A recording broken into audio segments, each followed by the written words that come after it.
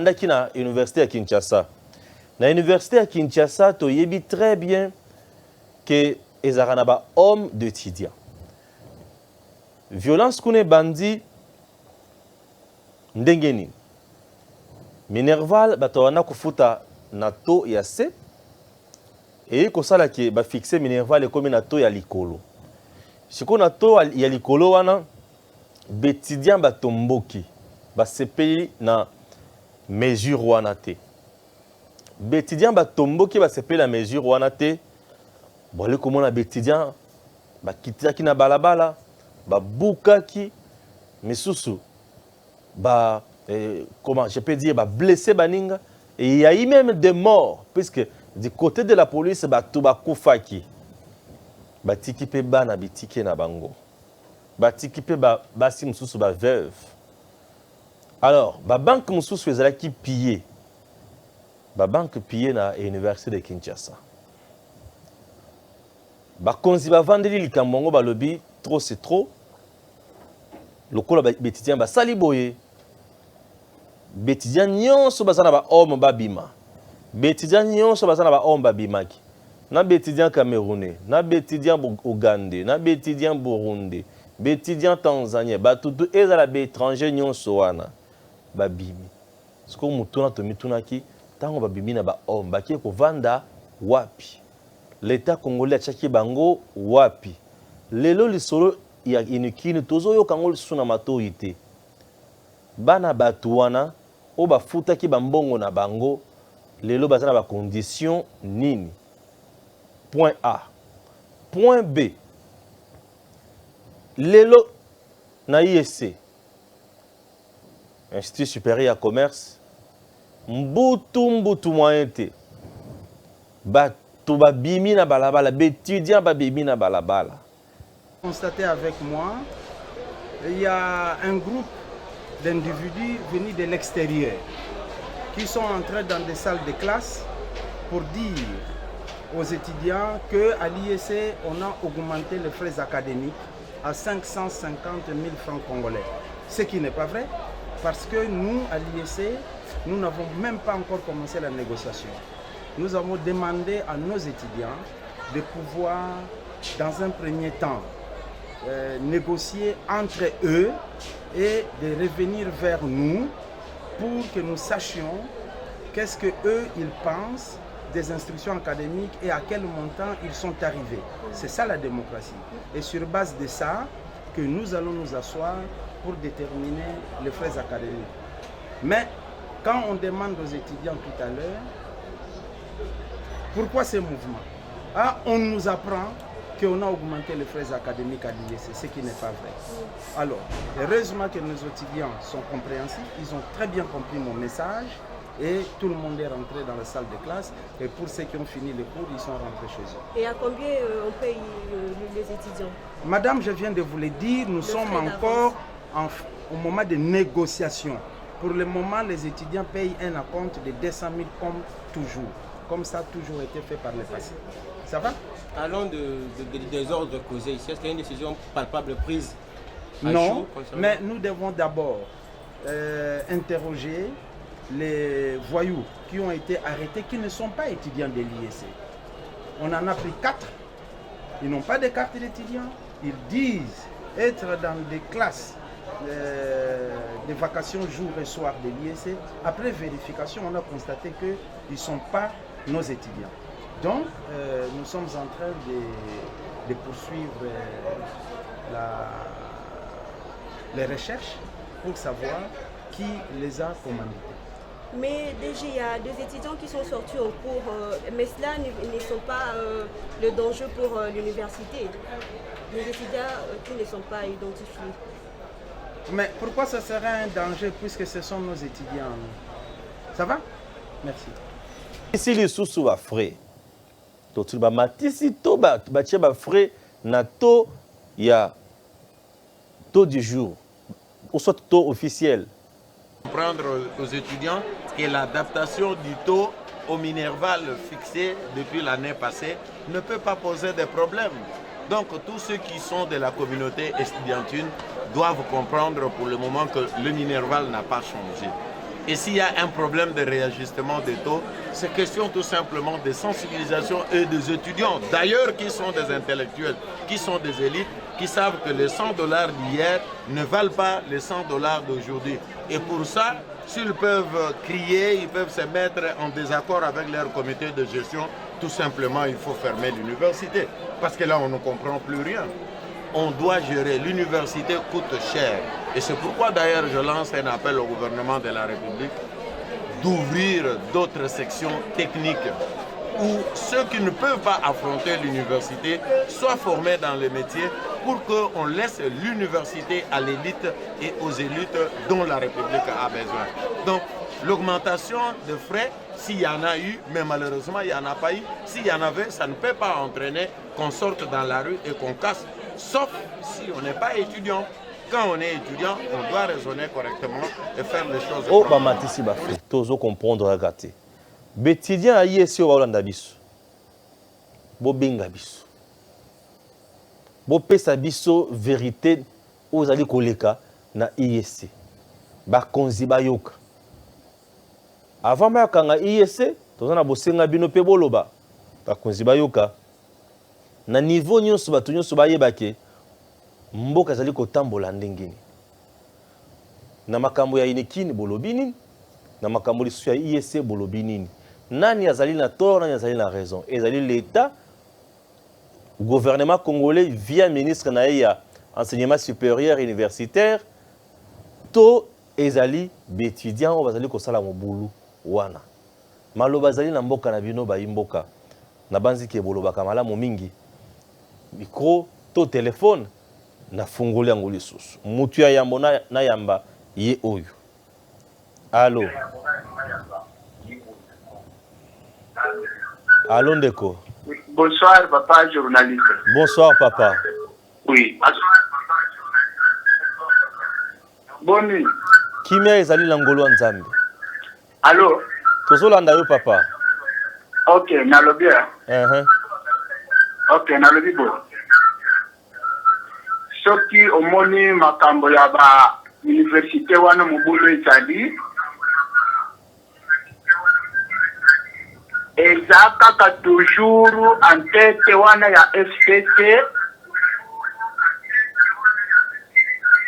bazosala makambo eza contraire na volonté ya chef de l'État. Nde cause ya makambo nyonso yango wana. Et puis na kosenga na yo débat oyo fungoli lelo kotesuka boité, donc chaque jour il faut attendre koyeba volonté ya peuple. Parce que mutu lokola Shadari makambo alobaki na batu na yo wana ke akozikisa mboka oyo ya Congo. Volonté nini oyo biso tokomona ke FCC eza na besoin ko bongisa pays. Batu lokola ba Shadari wana balingi bazwa mboka en otage to basi bazwa tango déjà en otage parce que balingi mutu moko te yaloba.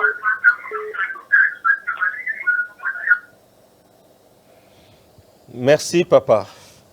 Nabanzi tulandi papa religieusement toujours kata mutu te population sengeli aloba po tango koki ba o bazo kosa biso na ba bureau makambo nyonso bima na mpoasa to yeba ke oyo azali na tort oyo azali na raison oyo azali kokamba mboka malamu oyo azali kokamba mboka mabe na saka soki na osala émission na ba débat bozo benga nga bozo koma lelo na fungoli téléphone nga na bino fara fara donc tango ekoki fara fara nzambe nga makambo. Allô. Allô.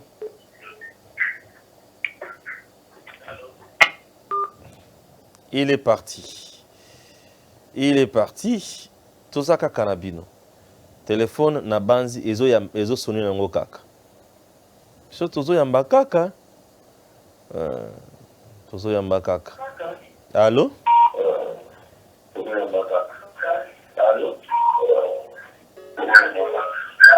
Allô?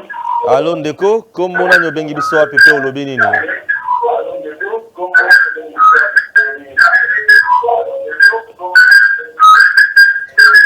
diminuez volume à la télévision. Allô, diminuez volume à la télévision. Ceux qui ont bengi biso, s'il vous plaît, il faut diminuer volume à la TV. Ou soit il faut à la musique à la TV. Pour pas battre à un plateau, makelele on est à la macasse, ils ont sifflé. Tant ils ont sifflé, mato il passe. Ceux qui mato ils koufina oyoka subi non ndenge nini. Allô? Il est parti malheureusement. Tozali awa pona le kamaba violence na ba université. Banani batali na tort na makambo nyonso. Un appel depuis Brazzaville. Allô? Oui, alors on a vu une depuis Brazzaville. On a dit la FCC depuis FCC na kashi basala. Tozolo bela lisusu likambo ya libala FCC na kashi te. Tango koki to tambola lolenge elongo bani. Soki ozongi na libala FCC na kashi na kokata. Na pesa ki temps ebele pour na libala FCC na kashi. Awa tokomi kolobela likambo ya violence dans les universités. Sorry. La rationalité dans les choses est indaka biso to sala makambo ndenge elongo bani. Et ça la biso moi bien. Nayambi yo papa, tonde ko. Allô? Oui, allô papa. Kombo nani obengi biso wapi? Allô papa. Bonjour. Bonjour papa, olobenini. Malheureusement Katani. Allô?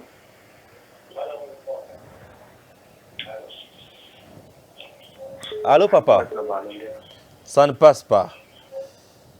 Allô?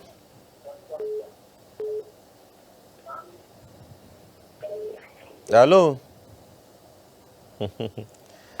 Oh là, oh là, oh là. Bato tema bazo welela. Okuyamba o wapi, okukata o wapi. Bon. Oya kozala na chance on ndia koyamba ma facilement neti oya za moi chance. Allô? Allô? Allô ndeko? Bonjour. Bonjour ndeko, obengi biso wapi komonani? Bonjour. Bonjour.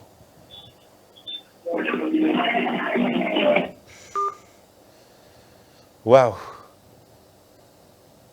N'arrive pas à passer, n'arrive pas, il n'arrive pas. Allô? Allô? Allô ndeko, komonani obengi biso wapi?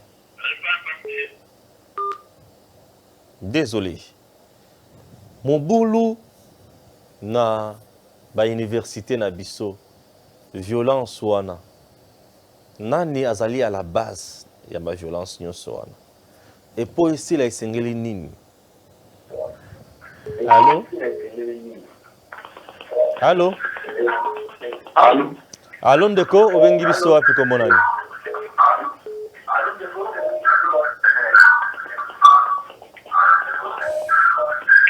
Ça ne passe pas. Na sengi bino boye bandeko.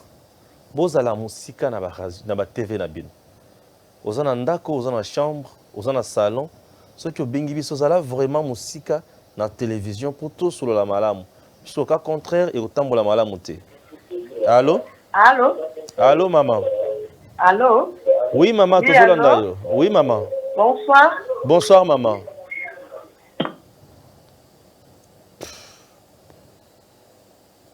Allô? Bato bazo benga bazo kata na bandeko. Eza nini yo?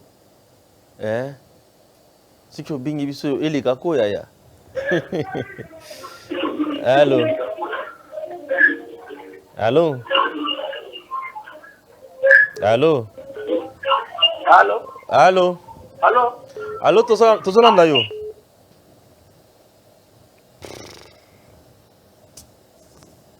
Bazo kata na kaka. Etikali juste 8 minutes, hein, puisqu'il faut conclure. Allô? Allô? Allô, ndeko? Allô? Allô, tozolanda yo? Bonsoir. Bonsoir, ndeko. Bonsoir, Nalobia. Allô? Tozolanda yo loba? Bonsoir. Bonsoir, ndeko. Nalobi boy. Oui. Dans l'université, nous avons créé des autres exactement le Le gars de la République a dit Minerva, l'université, 160 000. Il y a Tchango au-delà. Il y a un étudiant au syndicaté pour nous. On va estimer parce que FCC n'est moutou à bloquer cette situation sur un bouc. Président sur le but de on va le dire le contraire. Il y a un moment où boulot sur ce Malamboka, il connaît FCC. Thomas Loraka, je connais le Congo. Je connais l'université. Il y a un moment où on a tout dans le monde. On va couper pas à bon, on va boulot sur ma présence et coupa. Bah mon petit les autres si là, il coupe la ville de Kinshasa, Nicolas Thomas Loraka. À quel moment monsieur université? Merci. Allez, je connais les universités. Allô? Allô?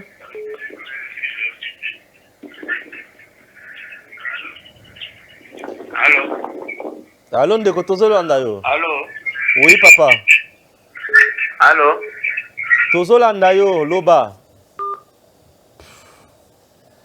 Tant bozobenga biso tolanda bino facilement.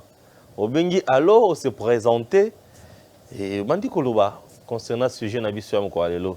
Et ça nous fait toujours du bien. Allô? Allô? toujours en Chine. Oui, papa.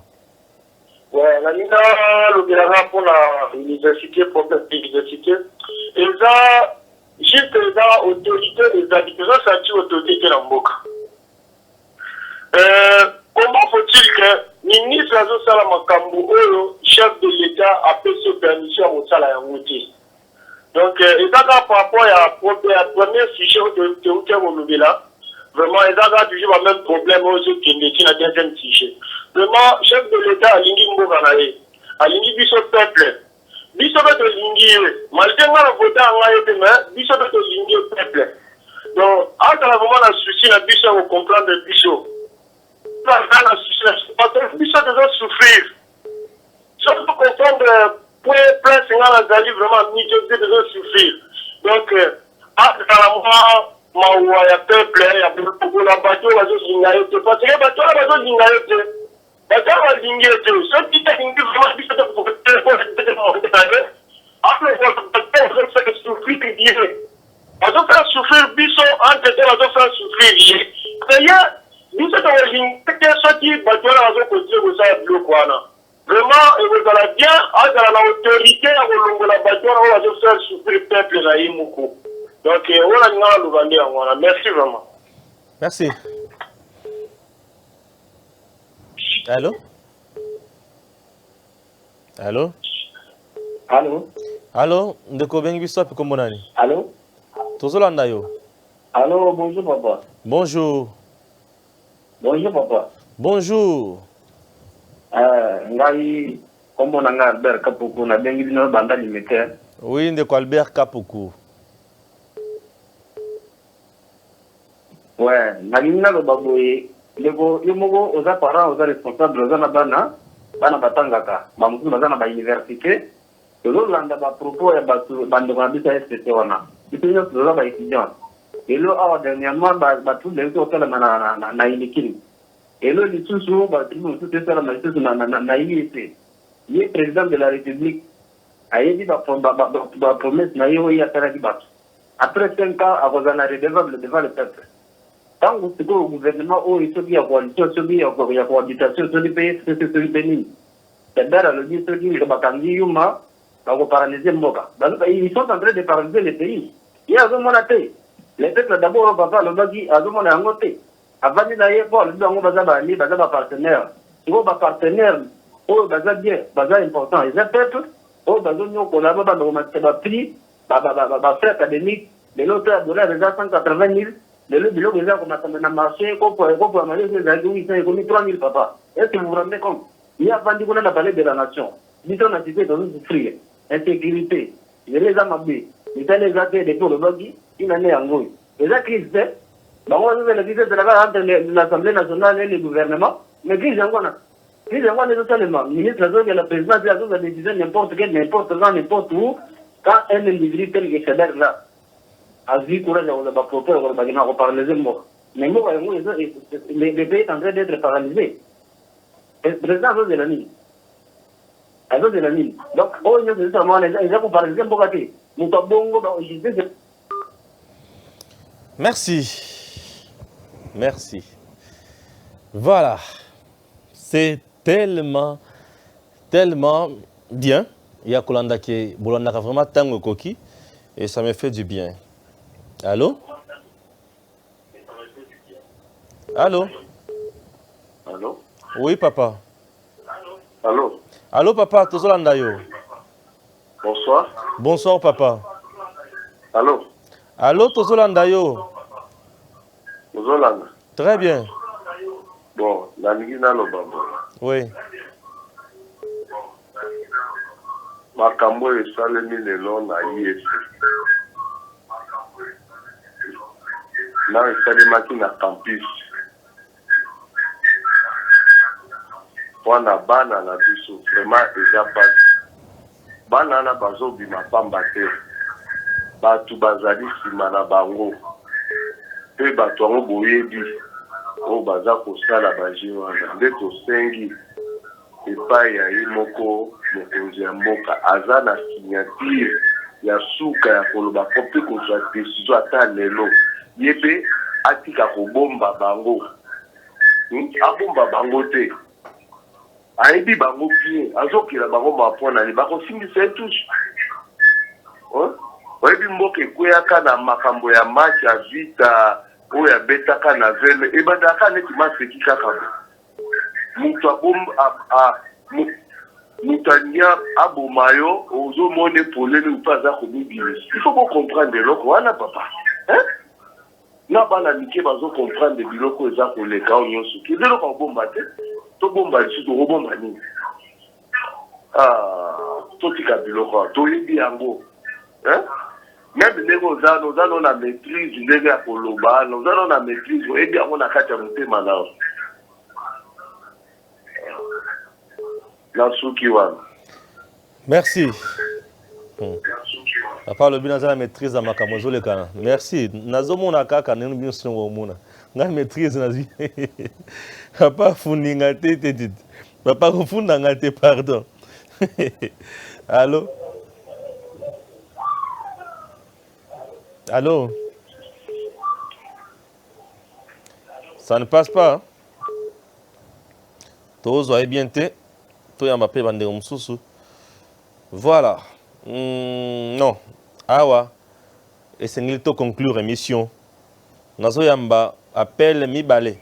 Il y a les bosso. Allô? Allô? Allô? Malheureusement, ça ne passe pas. Allô?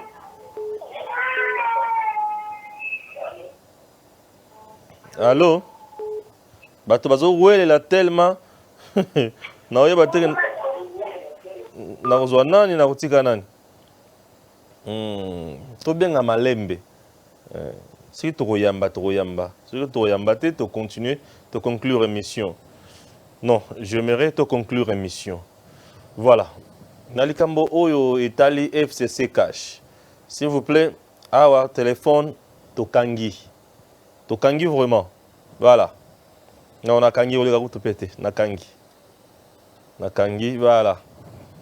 Nalikambo Italie FCC Cash. Oui, ça fait tellement mal. Il y a comme on a que depuis qu'ils sont ensemble, Bazo Bundakaka. Bazo Bundakaka tozoyi bateke bazo bimabiso wapi. Le président de la République a sa vision. Mais vision nae et c'est la qu'a matérialiser plus na gouvernement.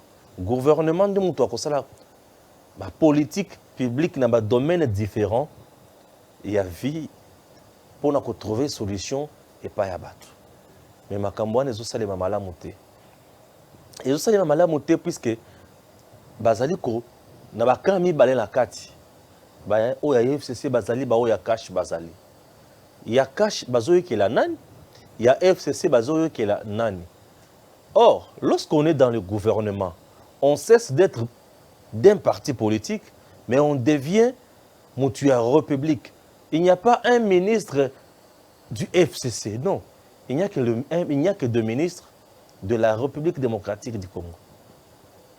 Mais pas na biso tozoye baté, bazoye mabiso wapi. Et dans tout ça, c'est la population qui souffre. Bande ko balandi. Likambo mosusu esengena yebisa bino.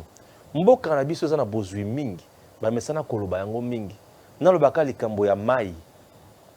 Lac Tanganyika, un lac le plus poissonné. Bipai wapi bambisi bakufa kasoki bakomi mibange. Mbisi ya koli akomi mubange akufi. Ce pays a un ministère d'agriculture. Ce pays a un ministère de pêche et élevage. Bon, pêche wana ezalaka mosala nini. C'est un ministère technique qui peut résoudre beaucoup de choses, qui peut résoudre le chômage dans ce pays, qui peut générer aussi beaucoup de recettes.